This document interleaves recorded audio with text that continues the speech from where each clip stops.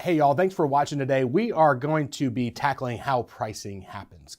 Well, I don't know how everybody prices houses, but I know how we price houses. So we thought you'd let you in behind the curtain a little bit and knock that out. So I'll let the pricing guru over here start. I don't know about that, I'll but chirp in. so, there's always a lot of questions circling. How do you evaluate a home's value, right? And so there are two ways to look at it. An actual appraised value and what, an appraiser is going to look at, what a buyer's agent's going to look at versus, I guess the buyer's value that they see, right. And there's some things that can help a buyer choose one home over another or want to pay more for a home than, the next door neighbors, but might not actually equate to dollar for dollar. So typically what we do to evaluate a home is we look at the last 6 to 12 months worth of sales, and we try to start in that subject property's neighborhood. Sometimes you have to go out a little bit, but we're looking for homes that are similar in size, bedroom, bathroom count, updatedness, Now sometimes you have these niche properties, like a horse farm or a tree farm or something like that, where you have to actually go out of market to find other comparable properties.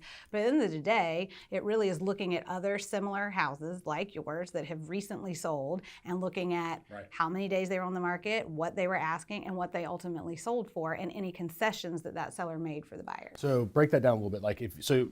Would you start with the neighborhood first, or the city, or the zip code? What would you do? Yeah, so typically I like to start with the neighborhood first. And if it's a large neighborhood, I like to then start in that neighborhood with homes zoned for the same elementary school.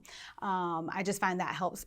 I want to start as small as possible and then go out if I have to. Right. Yeah, because schools are besides the neighborhood school boundaries are the next smallest definition. And then you have middle, which is bigger, then high school, which is bigger too. And we find too that not that only families are buying houses by any means, but if a family is looking to buy, they will pretty much buy anywhere inside a school zone that they want to live in. So that's why sometimes you need to expand that.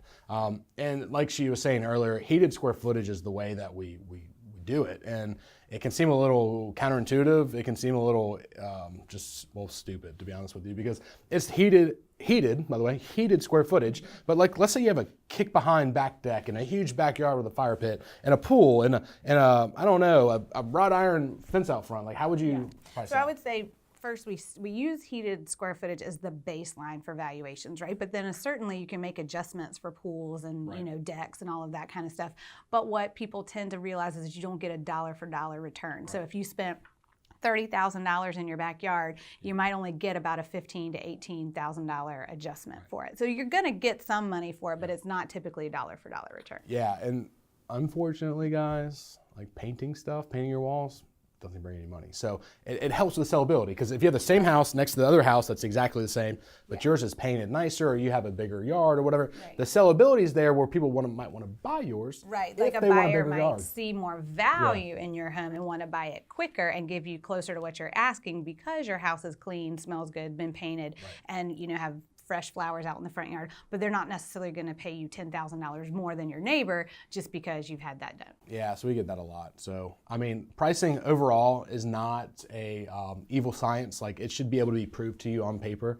We have a lot of feedback from clients that we work with that maybe worked with people in the past that just go, I don't know how they came with the price. They just said, what do I want to sell it for? And that's what we did. Or, I want this price and that's what they went with. So how do we handle it if somebody wants a price maybe different than what we think it's worth? Yeah, that's a good question. Sometimes that happens. We're not perfect. We're humans, right? And then sometimes you just have a really niche property where there are no comparables, or maybe you've got a client who really wants to push the envelope with pricing. And at that point, I recommend that we get an appraisal done for two reasons. The first is if we do get it appraised to that top dollar that you wanted, or there are no comps out there and an appraiser is able to maybe find some that we couldn't, now we have some validation for why we're listing what we are listing for. And other buyers and other agents will see, they've just had an appraisal done. And that usually kind of gives us some street cred, right? Yeah. Also, if we get that appraisal done and it comes in way below what you thought, or the appraiser says, actually, we can't use these comps, we're gonna have to use this, at least before you get it on the market, and then you can make decisions before you've got a buyer at the table that has your back against the wall. Yeah. And there's a lot of things that go into price per square foot too. I'm not gonna belabor that point, but certain types of ceilings, does it have a closet, not have a closet, all of that kind of factors in. And what you can count, what you can't in the square footage. And that's where the professionals why you need to really, call us.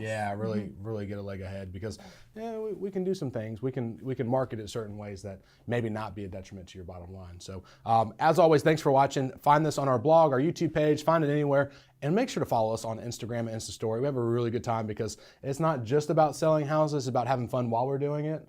So we want to show that to you. So thanks for watching.